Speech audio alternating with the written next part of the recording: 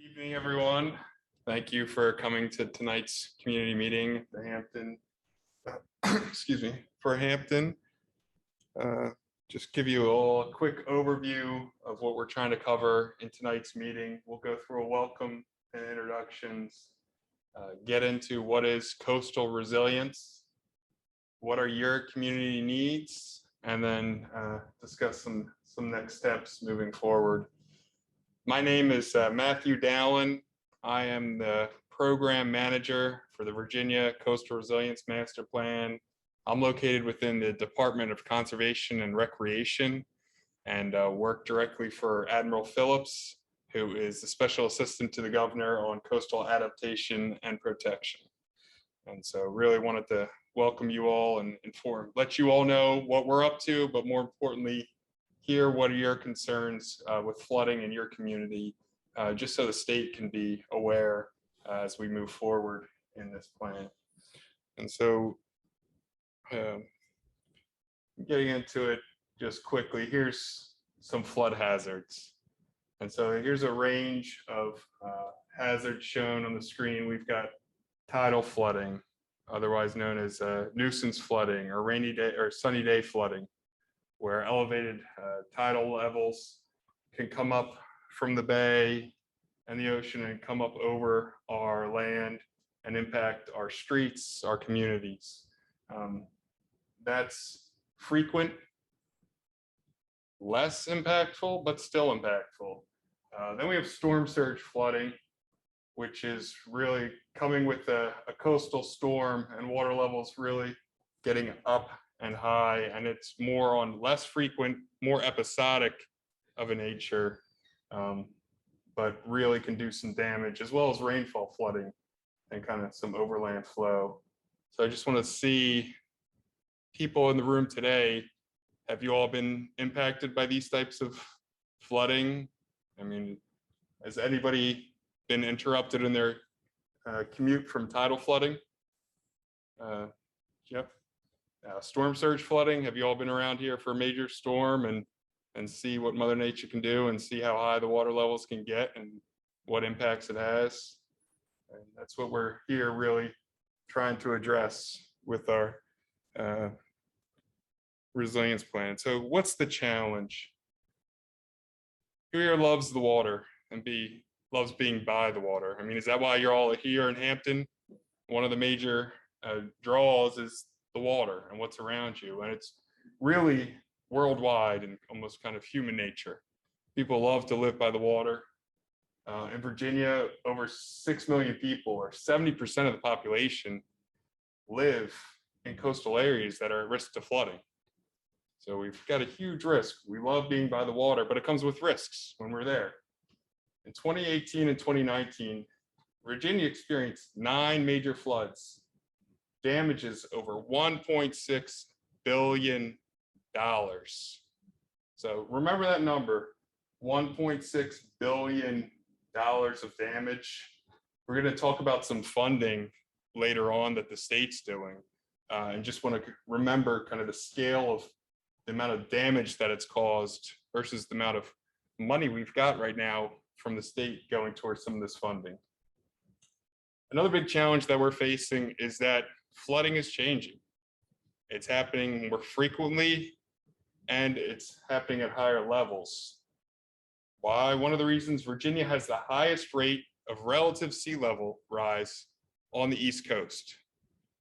So water levels are coming up, land's not rising with it, right? Our houses aren't really rising with it. Infrastructure is where it is, but the water's coming up, which makes it easier for the waves and the floodwaters to reach our assets.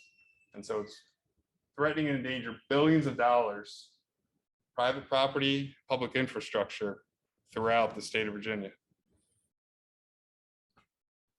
So let's get into what's driving that increased flooding. We talked about the largest rate of relative sea level rise. So relative sea level rise includes 2 factors: rising seas going up, but also the land is actually sinking and through subsidence. So increased water levels, sinking ground, that relative growth in water, that's what's the fastest on the East Coast that we're dealing with here in Virginia. What else is driving some increased flooding? Changes to the weather patterns and severe storms. We're getting more storms more often that are causing more damage, and more nuisance flooding more often, again, due to the sea level rise. Plus, we also have construction development. Again, people like to be here. You have a great economy here in the Hampton Roads region in Hampton. And with that, people are attracted, and we're putting people in this area because that's where they want to be. And so we've got additional factors from stormwater from this additional construction and development, but then it's just more people that we're trying to have to reduce the risk of flooding from. So now that's really our challenge. And today I want to focus, so what do we want to do about it? How do we improve our resilience to the flooding and the impact? What is coastal resilience? So we've got two things here for coastal resilience. Strengthening the community's capability to adapt, anticipate, prepare, respond, and recover from the hazards. And in this case, flood hazards, a natural hazard, that one being flood. So how do we get ready for it? Try to look around the corner, see what's coming, try to prepare, and then when it does happen, recover, rebuild, and be better from it, all while trying to minimize damage to who we are, what services we need, public health, the economy, as well as the environment. So that's what we're talking about: resilience, coastal resilience to deal with flooding. So flooding's changing. How do we better prepare ourselves to adapt and respond to those changing conditions? And with coastal resilience, why has the state gone and done a coastal resilience master plan? I mean, Hampton is really ahead of the curve here and ahead of the state. You already have a resilient Hampton plan. You all have been addressing this. You've been meeting with your community and figuring out what the impacts are and what the plans are and how it impacts people. So why is the state in this arena now? Well, not everybody's at the same phase and status that you all are to deal with it. So we're trying to leverage the state's resources to help everyone that's exposed to coastal flooding. And we're taking this whole of government and community approach.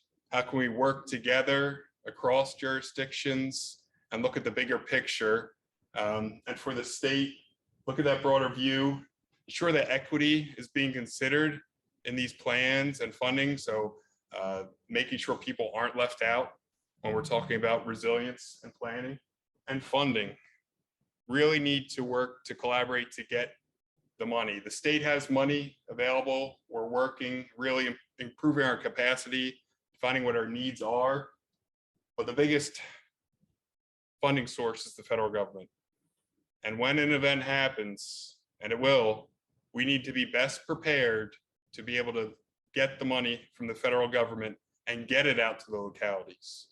And we've heard that FEMA and other federal funding agencies want to know what the state's priorities are and want to know and really deal with one state instead of 30 different localities and distributing funds to make it better for them. So that's why the state is getting involved. And we're trying to work with the localities. And so we've met with Hampton and the rest of the localities in the HRPDC. We had a working meeting where we all worked together, talked about what assets are important, what's the vision for the region, and then how do we move forward. Hampton, I know, has spoken to your community members and received the input, but now that's why we're here, because the state needs to hear it too, directly from the residents. And we want to hear what your impacts are, what should we be aware of, what should the state consider as we move forward with resilience planning. And so that's why the state has entered in and started this coastal resilience master plan. And we're taking the first step this year. Our first document, the first iteration of the coastal resilience master plan will be released in December. And it'll be a document as well as a web application to try to give more information and resources out there. But it's not the end. We're not completing our program and then walking away. It's just the first step in a long process to evaluate flood risks in this region and come up with plans to address those risks, working with the localities and our federal partners and our nonprofits, and working together to come up with a great plan to how to address and build resilience in our communities. And so one of the benefits of the Coastal Resilience Master Plan at the state level is that we were able to do a coastal-wide flood hazard assessment using a similar approach across the whole coastal region to look and see what the flood hazard exposure is from 2020, 2040, 2060, and 2080 at a wide variety of event types, from your daily tidal ranges all the way up to the 500-year flood.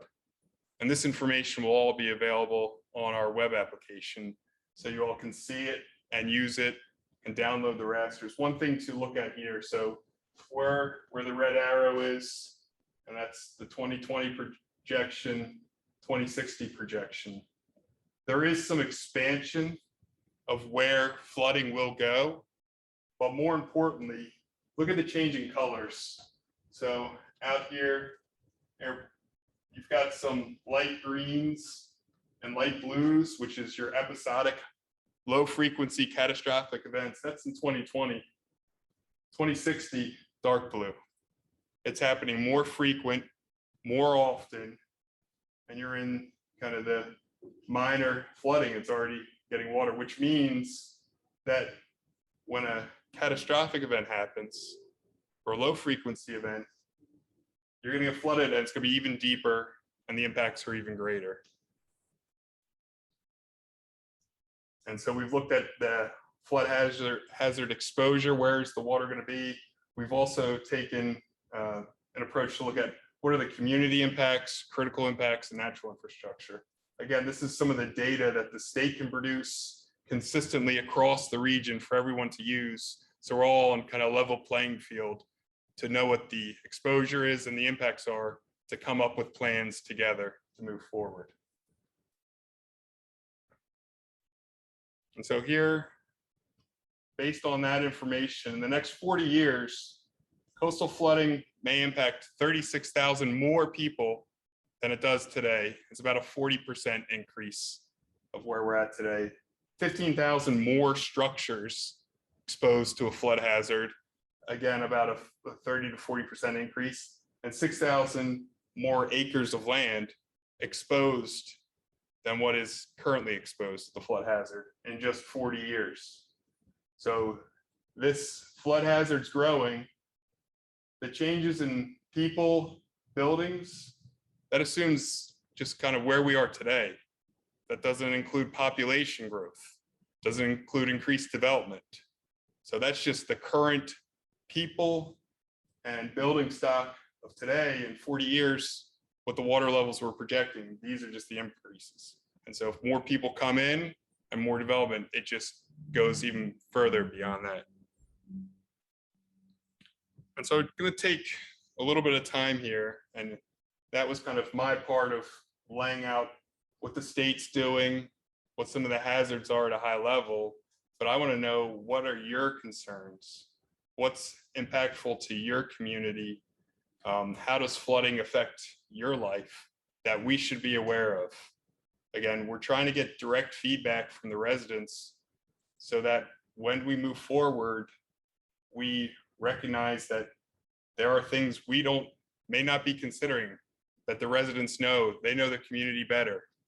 We're all the way back in Richmond looking at it in a state scale, and it's hard to get to the granular details of the local impacts. And so that's really what we want to know today. So I don't know, Judy, or if anybody else wants to say what brought you here today? Am I the only resident here? You are. Oh dear. Well, there are some small areas in my neighborhood off of Briarfield that have a little flooding. Not a lot, and it's mostly, I think, because of the drainage, the ditches that are not maintained. Okay. When they are cleaned out, there's less water on the road. My house on my street is the lowest one on the street. It's where the water comes down. Yep. And if the drainage ditch in the back is like maybe 4 or 5 foot Okay. deep. And when there was one storm, I don't know whether it was Isabel. What was one of the last storms we had? Was it Isabel? We had Isabel, Matthew, It Florence. started with Ida was just Maybe this. Ida. Yeah. But we had a tree that fell over the ditch. Okay. And once I got the city people to come out there and remove that, then there was no water on the street. And before that, there would be little pools of water. It's Yeah. not flooding. It's just little pools, and it would accumulate on the drainage on the side of the road. Yeah. But when that's all, maintained, we see less water on the roads. And that's true of Briarfield Road as well, because the ditch runs into the creek. And those, when people clog it up with stuff, with tires and mattresses and trees and brush and everything, it clogs up those drains. So I think a lot of that. And I've noticed on 64, and Yeah. I don't know whether this is a state issue with 64, in cleaning up the ditches along Magruder and 64 and all that have a lot of debris and paper and stuff in them. Yes. And so water stands in those areas, in those ditches, and it doesn't drain out. So some of those are some of the issues that I'm thinking about and are concerned about. The full-fledged flooding is not really affecting me right now. Right now. Yeah. I know one side of my neighborhood is in area C, and for some reason, my street was in District A. For the evacuation zone. And, yeah, probably because of the ditch and the high water from the storms. Yeah, I mean, stormwater and rain-driven flooding is an issue everywhere. We've heard it's a main component of the flooding concerns that residents are facing. Now, my church is on Todd's Lane, Okay. the Northampton Christian Church. And the water always floods on Todd's Lane in front of the church. Has for probably 30, 40 years. It is flooded on that street. And I know that they had done some work over off of Big Bethel and all, and putting in some sewer pipes or whatever. Okay. And in back of the church as well, they had been putting in some pipes to drain out to Northampton Drive. And we had that storm, I think it was Ida, and the water still was on the road out there. So I didn't help a whole lot. As far as, I mean, it may be, the water may drain a little faster maybe, but it still floods. And now, have you lived here for a while? Since 1951. I would say that classifies for a while. Have you noticed it flooding more often? Between Hampton and Newport. Yeah. Do you think have you noticed and observed it flooding more often, either in the streets or coming up from the bay? Well, I'm not over in the Buckrow area and Fox Hill area. Okay. I only know comments that people make that there is more water. Yeah. And they don't get out as rapidly. But I can remember back in the 50s where Pocosin had lots of, when it would rain, there would be issues with Pocosin in the water.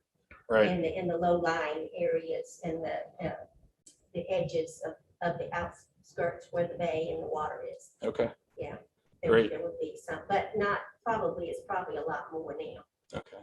So we're taking notes, Judy, and documenting this. That's why I'm not writing any notes, but people are taking notes.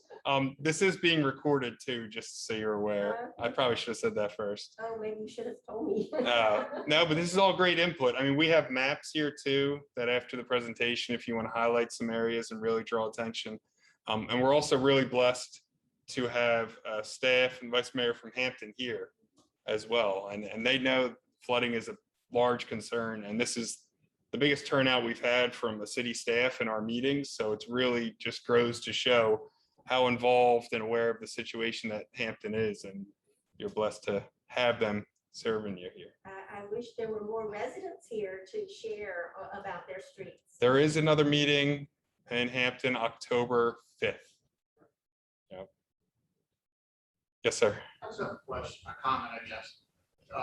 As a staff member of the city, one of the worst things I think that we experience that we need to make sure that we're addressing in addition to coastal flooding, we have these very intense, short duration rainfalls, very frequent, particularly in the summertime. It just causes a lot of flooding in our streets and our neighborhoods. And that's something we also have to address. Now, I'm all for the coastal and coastline and protecting that and those neighbors. But I don't want the other neighbors, like what she's talking about, that maybe aren't on the coast, to still experience a significant amount of rainfall. So I think we as the city have to look at both sides of this. Yeah. So I hope as the state's moving forward, they too will look at both significant rainfall and significant time. We are, and that's where I said our first step here is to address, we've looked at the future flood risk from tidal flooding and storm surge flooding. We've had, really, it's the best information we have as far as future projections, right? We're using a NOAA projection from 2017. They'll probably update it again, but we've had those numbers for a while and can really project it forward. Stormwater, rain-driven flooding, we're just starting to get some projections of some IDF curves that we can use.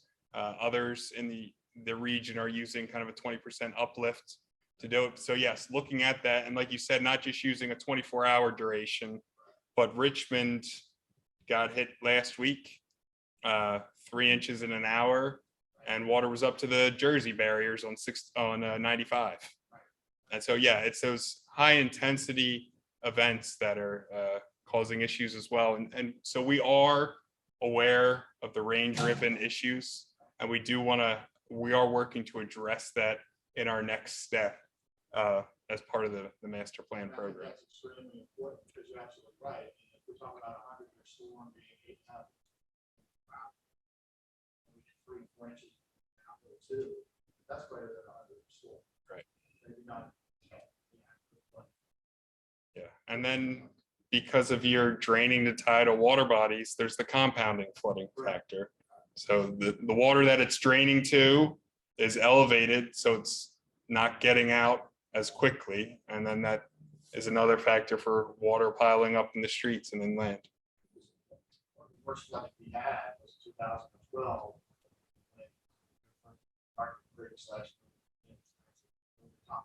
Berkeley Boulevard on the Western Park. I've lived in this show. Yeah, it's I mean, it's truly amazing what Mother Nature can do when she unleashes her forces on us. So if I may, Yes. for a moment, step out of the role as a city person, because I have lived here for only 15 years, and I feel like a newcomer. Thanks to you. But just to kind of answer some of your questions that you have out there, I live a block away from the bay. I do live in Buckhead. And you know, what I see there isn't from the bay. It's actually my yard floods, you know, when we have substantial rainfall. Our water table is so high, Yep. you know, and all it takes is a little bit of rain one day and then a lot of rain the next, and my yard turns into a bowl. And Matthew, actually, I do have a lower area in the back of my property. When Matthew came through, I was out there one evening to check on stuff. It was October 8th of whatever year that was. I still remember. And my rain boots, actually the water was pouring over the top of my, almost knee-high rain boots because it was that deep in the back of my yard. Yeah. In the grass. So, you know, I have been part of this process now for a few years. So when we get events like that, or we get big storms, I'm paying attention and I'm looking at properties around. And with my role on the Resilient Hampton team, you know, I have these conversations with a lot of our neighbors, and that is a big issue, I think, for a lot of people here. Just that, you know, that inundation issue is just nowhere for the rain to go. No. there is, and like, so the saturation is another compounding factor Right. to try to deal with. But I think one of the important things, like trying to get the message out and awareness, that type of flooding, it's not mapped by FEMA, right? It's not on the FEMA floodplains, your stormwater flooding at those rates. So that's what we're trying to figure out. How do we get the information to the public so they're at least aware of the risk too, even if they're seeing it repeatedly, just so that they know where it could happen and where it may not happen. So trying to gather that information is one of our challenges, and put it out there so people can look and make plans. How, you mentioned about construction. How is this going to affect us construction and people moving into the areas where this flooding is occurring? Is that something that we should look at and maybe relocate people away from these flood zones? I mean, that is a strategy, that you don't want people building where they would be at risk. And so there's multiple strategies. Do we want to kind of keep the water out and build something? Do we want to live with the water and kind of put our rain boots on and raise up our houses? Or do we want to not be there and remove ourselves from the risk? There are multiple strategies, and really there's no one perfect strategy for any location, but it's a combination of working with the locality, the people in those communities, to try to find what the best solutions are. Because another reality too is our fiscal constraints. We don't have unlimited funding for everything. So that's what we're trying to do today. We know we're hit by flooding today, but we know it's going to get worse. And that's what we're trying to do at the state level too, is having an eye to the future, knowing it's going to get worse. What can we try to do to reduce the risk? What can we do to buy down that risk? So less people, less structures, the economy's protected, national security is protected. I mean, the federal government's looking at this as well. It's definitely an option. So when houses are condemned because of the flooding, then they're not going to replace those houses, right? So we're trying to come up with a plan for recovery and rebuilding. And do you need to rebuild what was exactly there? Not in all circumstances. Can we rebuild better and smarter? But if you're seeing the plan there from 2020 to 2060, and according to your map, all of that light blue is going to be dark blue. Right. So it looks like to me there should be a plan where when a structure becomes condemned because of the flooding, then you can't raise it high enough to prevent by 2060 all of that water coming in. To me, the state should have a plan that when this happens, then you're going to have to move back in instead of continue, because you can't fight the water. You can't fight the sea that's coming in. You're going to have to relocate people, because the higher you, I mean, even if you build up 5, 6 foot or 10 foot, the water is still going to come and deteriorate the beams that are put in the ground. Right. Yeah, it is definitely a valid and viable option for some locations that relocation is what would be the most value oriented and beneficial alternative wholly, but that still impacts those people. And knowing where they can relocate to then. Can they still stay within the community? Is there housing stock available for them? It is a very delicate and complicated issue dealing with people's homes. And we're cognizant of that. And that's what the state isn't trying to say, you need to do this or you can't do that. We're trying to provide some guidelines and recommendations on how we can do it together, involve the public in this process so that we're all coming up with solutions together. Do you mind us being part of the dialogue? No, this is great. I mean, otherwise I'm talking to myself. No, this is great. So to your second question up there, what's most at risk of flooding and flood damage in this community? I did to what Brian was saying earlier, with Mercury Boulevard having flooded not that long ago, significantly. You know, I look at our main arteries in the area, not only Mercury and Armstead, some of these other main roads in Hampton, but I look at the interstate as well, and I've looked at the maps of what does category 1 storm potentially look like? Mhm. What does a category 2 look like? Oh, look, there goes the interstate. Yes. So, I think I look at those kinds of things and I think, if we need to do some kind of a mass evacuation, what are our plans for that? And how are we best caring for our neighbors in that process? And to that end, your second question, I asked you to consider instead of what, maybe the word there might be who's most at risk for Okay. flooding and flood damage. When you look at some of the neighborhoods that are most vulnerable, and some of the areas, not only Hampton, but in the region, some of the areas that are most vulnerable, who are the folks that live there? And how can we best serve them? Yes. We have, as part of our community resource impacts, are figuring out who's most vulnerable. So we've taken updated 2018 American Community Survey data and tried to downscale it to buildings, to assign people to buildings, and see where those vulnerable communities are that are exposed to the highest amount of flood risk.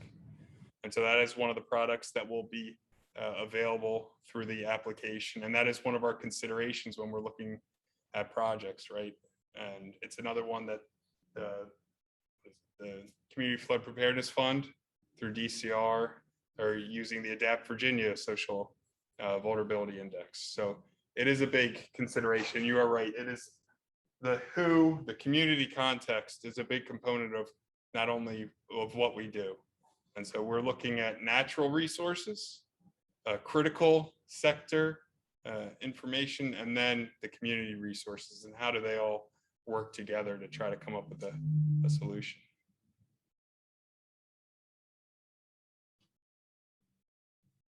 I've got some more kind of prompts. I think we can see if there's any. I mean, we talked about some of the transportation issue, roadway flooding.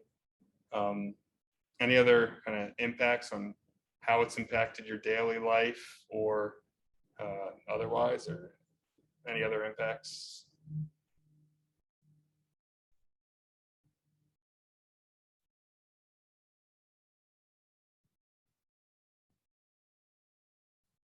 Yeah. All right.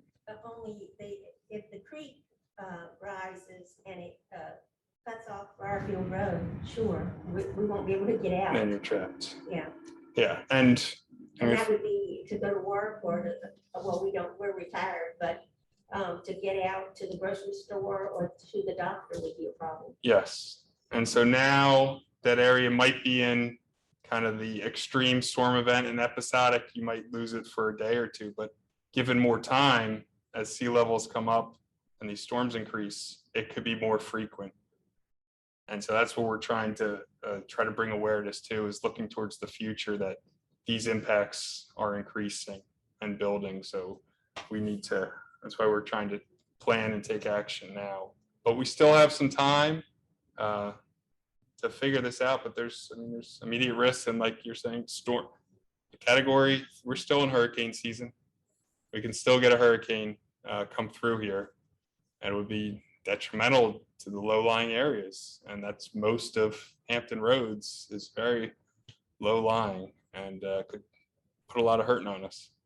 And so if it happens let me pan down. So this is kind of the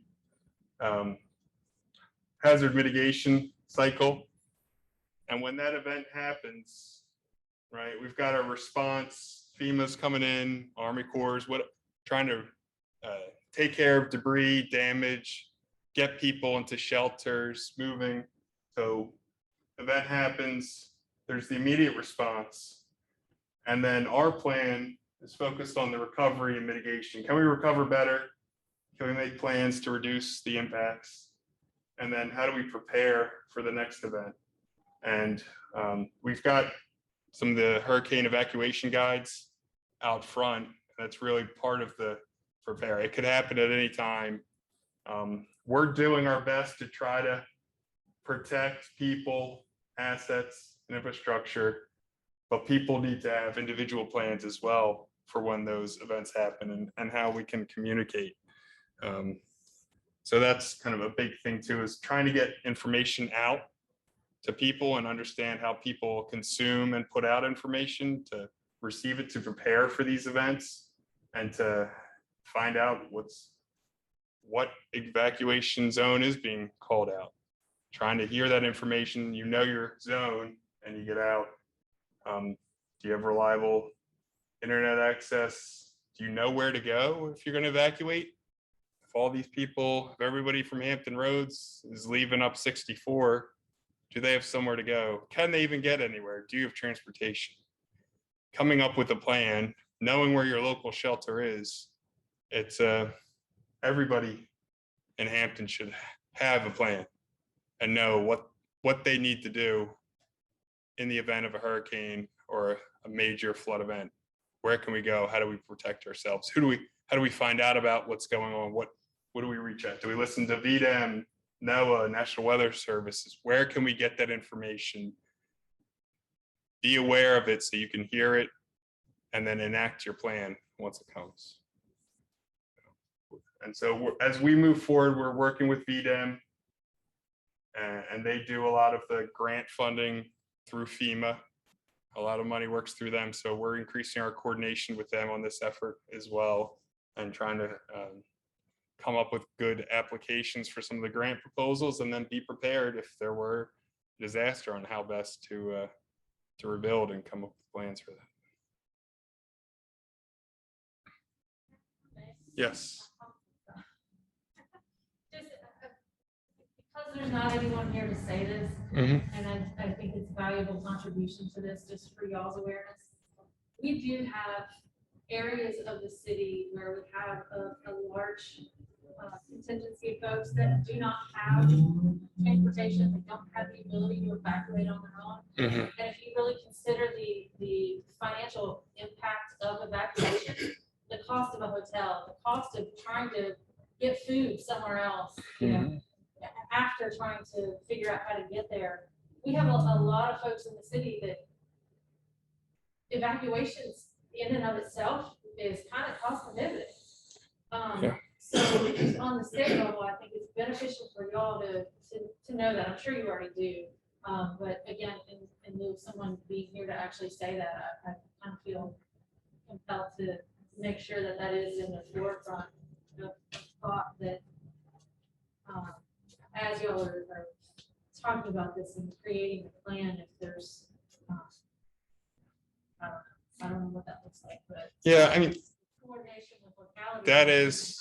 that's working with VDEM to come up with evacuation plans. Another thing we've heard that at the charrette meetings before when we're working with different localities.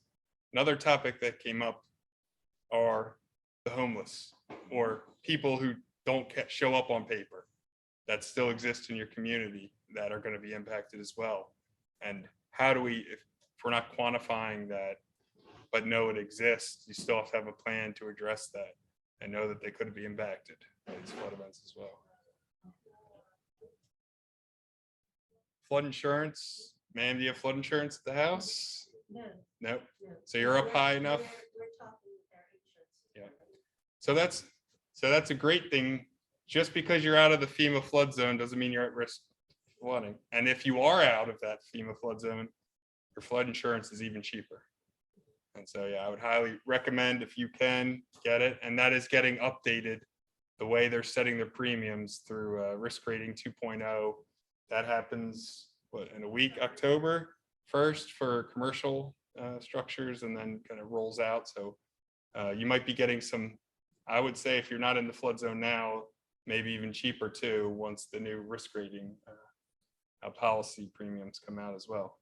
So, I mean, that's another kind of preparedness, and not everybody can afford flood insurance. And we know people are struggling with day-to-day life and trying to get them to think about 60 years and think about flood insurance. It's a real struggle. And so that's why we're trying to step in and provide some resources where we can. On that, Yep. one of the misunderstandings a lot of residents have is they confuse special flood hazard area versus just being in a flood zone. I hear a lot of folks saying, I'm not in a flood zone. Everybody in the city of Hampton's in a flood zone. That's correct. It's just that some folks are in a special flood hazard area where they're required to get flood insurance. Yes. And that's an educational component for us, but as you go through this process, anything you can do to help us would certainly be worthwhile. Because I agree with you. I was in a situation myself where I didn't have to have it. Yep. When I could see a big body of water across the street from me, Yeah. I got it, and it wasn't that expensive. And when Isabel came and it rose over the seawall and came all the way around my house, I was very glad I had it. So. Yeah. So being outside and knowing you're at risk is one thing, but then even if you're in the special flood hazard area and you're in the 100-year floodplain, you may be in a 25-year floodplain, but not know it because you think you're just in the 100. But you could be at higher risk. So that's one of the advantages of this information that we're putting out there through the web application later this year, is that it's a graduated flood risk. So you'll be able to look and see, am I in the 10-year, the 25-year, the 50-year flood zone? And now these are annual exceedance probabilities. It does not mean every 5 years I'm going to get hit or once in 100 years.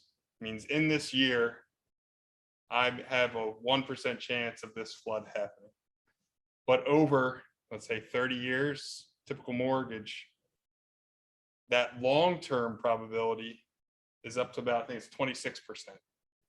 So that's near 1 in 4, that over the lifetime of your mortgage, if you're in the 100-year flood zone, 1 in 4 to get flooded. Again, probabilities, it can happen anytime. That's the biggest thing to recognize. This is actuarial, insurance people use it, but that risk is real anytime hurricane season rolls around, nor'easters are coming through, plus just the nuisance flooding people are getting impacted by.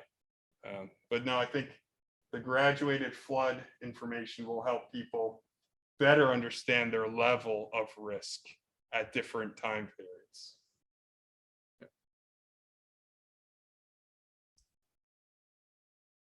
So just a few more slides on kind of preparedness and in case of an event. Please be prepared, don't turn around.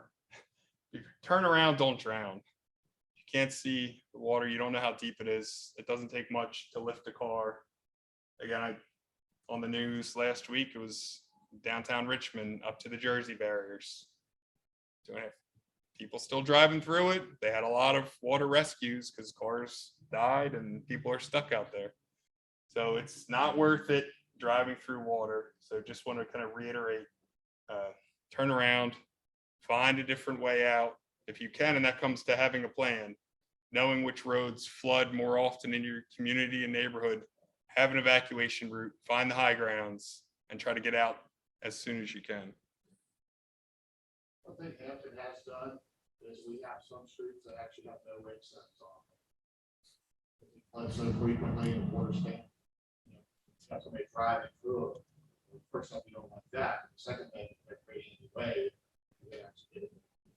So several years ago, anyhow, we actually established a policy. Are there signs up that say no wake zone on the road? Well, if you don't know that flooding can happen quite often, that you've got a boat wake sign in your roadway, then yeah, that's great awareness. Yeah.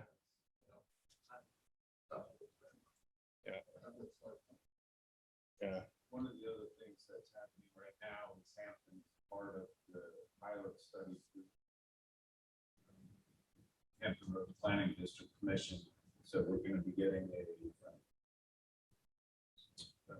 storm sensor in one of the roads right now. So ultimately, they're looking at putting a network of these sensors around on the roads to indicate where the roads are flooded, and it will be tied into Waze or Google Maps. So as you're trying to navigate around, you can start identifying what are flooded streets. So I think one of the big things that Ms. Judy, I hope that you're aware of, is we are working very hard within the region of these threats, and Hampton is one of the leaders in the effort to with new technology and these new ways, but new ways of trying to deal and mitigate the effort. So it's something that we're very engaged with staff at multiple levels, is working with our partners in other cities to try to learn from one another and push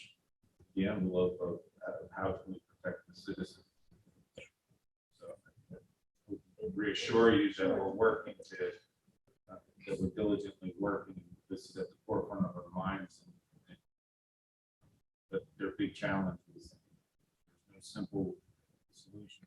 A lot of them have very large price tags that we're dealing with. At some point, we may be forced to retreat, and hopefully that's not within our lifetimes. But right now, our focus is how do we preserve our lifestyle? How do we preserve that normalcy as much as possible? And I'll reiterate what Scott said. I mean, Hampton is really a leader in this. And at the state level, we've asked for projects to know what are localities doing right now to address flooding and flood risks. And Hampton had over 140 projects. And it's impressive because Hampton's not the only one at risk. There's other localities with similar risks, but you all have gone and thought about this, started the planning efforts early and starting putting action into it, and have projects and are working to move those projects forward to reduce the flood risk to the community. So it's really impressive what you all are doing. I think we covered, and it sounds like you know your zone, Judy. So we're good there. So got that. Quick slide. Community Flood Fund. The state of Virginia recently entered in the Regional Greenhouse Gas Initiative, which is RGGI, carbon tax trading, where the state of Virginia gets money from emitters. And that money, 45% of that money coming in through those auctions is being assigned to the Community Flood Preparedness Fund. And let's see here, there's 4 auctions a year. We're averaging about $20 million in auction. So anywhere from, let's say, $80 to $100 million a year of funding that's being put back out into the community through this Community Flood Preparedness Fund to increase capacity building or planning efforts where you know you have a problem, not sure, maybe you need more information, try to develop projects, as well as money for projects. But that's $100 million a year, let's say. Remember what that damage was from the early slide? 1.6 billion. So it's more than we had before, which is great. And we're getting it out there. And we're trying to figure out what everybody's need is everywhere as a state level, because we don't know the total need, because not everybody has the capacity to figure it out and look that far. But once we know this need, we'll have a better opportunity to get more funding opportunities, especially from the federal government. So. So, yeah, it's at the forefront of this. We have 140 projects, so gladly take anything you do. Yeah. Submit your application. Yeah. Yeah. And that's the first round of the flood fund grant applications has been closed, and they're reviewing it and are looking to make awards within weeks. There is a second round that's already open where you can submit projects and capacity building efforts. That closes in November. There will be continued rounds for people to put in projects, and there's additional state funding when you're addressing low-income communities. And that's one of the biggest parts of this fund. There's a 25% set aside for low-income communities. And with a low-income community, you have a very high state percentage of the match. That varies between capacity building efforts as well as projects, but the state's putting a lot of money in that area. And so we're looking forward to getting that money out there and seeing the results in the communities. Yes. If you sense that, you know what's happening. Okay. So information on the Coastal Resilience Master Plan. We're on Twitter, we're on social media. We also have a website. I'm gonna put that information up. But you can follow VDEM, Department of Emergency Management, Secretary of Natural and Historic Resources, as well as Department of Conservation and Recreation. Here is our website, virginia.gov/coastal resilience. This is, it's within the Secretary's office, Secretary of Natural Resources. The master plan, when it comes out, will be housed within the Department of Conservation and Recreation. We're working on building a new website now for the program and to have the web application there. And again, that should be coming out by the end of the year. But to see where we're at now, the other public meetings, the working subcommittee meetings with our technical advisory committee. So we're not doing this alone. We're working with all the different PDCs in the region. We're working with leaders in schools and colleges and university in these fields. And so we're getting a lot of input. We're getting with 9 nonprofits as well in the technical advisory committee. So we're trying to get as much input as we can and look at this holistically and then try to put the information out and put it to good use for people. So it's really been a great effort, and happy to be on the team working with anybody. If you want to email us directly, resilientcoastva@governor.virginia.gov. We get that, we check it, we respond back to it. So that is one of the ways you can reach out to us as well. I think that is the last slide. Well, here's another plug for Resilient Hampton. Again, great job. There's their website. Here's a quick snapshot of some of the projects that were submitted to the master plan.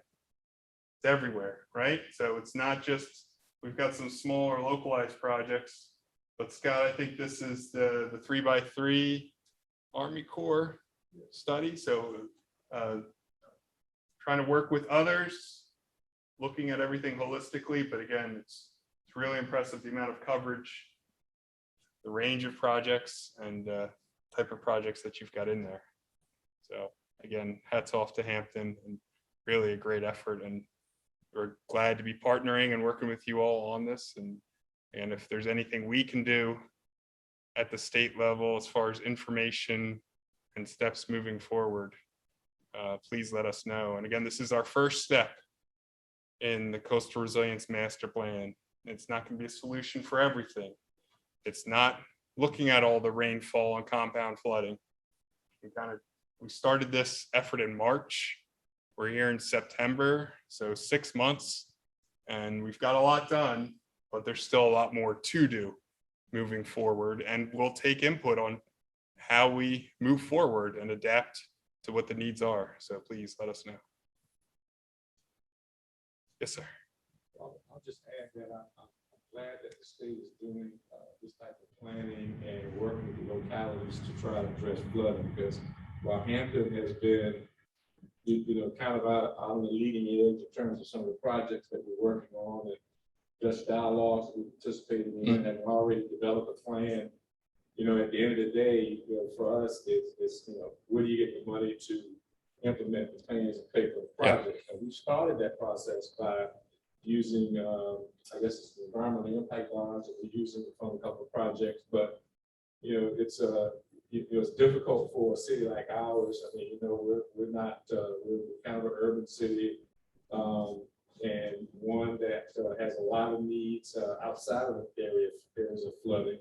But we recognize how important it is to address this problem because it's one that affects so many parts of our city. So, having the state set aside funds to help us with some of the projects, or whatever influence you have at the federal level to help bring additional funds to the problem, I think it's a welcome partnership there to help us address these problems. No, thank you. No, thank you. Tom Krabs leads up our Federal Installation Partners Subcommittee, and came up with a slogan as they're looking at it through the federal lens. It's locally driven, state supported, federally funded. And that's really kind of what we're doing here, is that you all know what you need for your areas. We're not trying to tell you what, we're trying to give you more information, resources to help you get there. And then support those efforts and really try to find the funding, money, matchmaking. And that's another great component of the web application for each project. They'll be matched to what are funding opportunities based on this project type and where it's at. What type of funding could you go after? So we have a list of about 100 different funding opportunities. You click on a project, it'll narrow you down to maybe 20 or 25 based on it, to just help, again, try to figure out where those dollars are.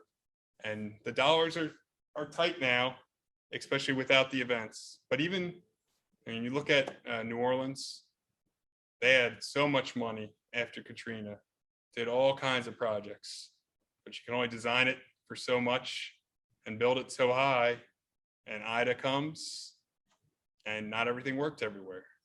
So just because all the money and structures can't protect everyone either. So that's the big thing too, is having a plan to get out. And obviously you're looking for community input to help Oh yeah. finalize your plan. So, Julie, we're glad you came, but we gotta get some more people at the October 5th meeting. So, I'll, ask the staff to help you get the word out, so that at least at the October meeting, maybe get a few more people, because we want to have as much input as possible. We don't want to miss anything or miss an opportunity here with regard to how you the input that's included in that final version of the plan. Yes, and this isn't the end of our outreach either. So we'll release the plan in December.